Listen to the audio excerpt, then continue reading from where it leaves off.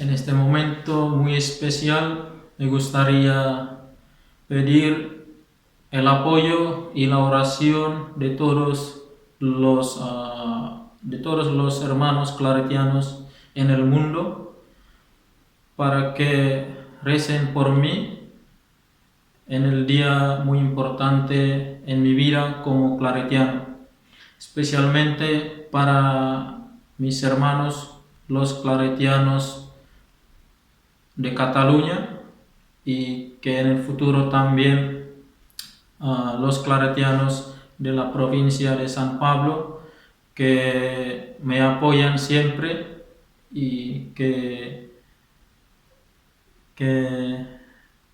yo pido la oración para acompañarme en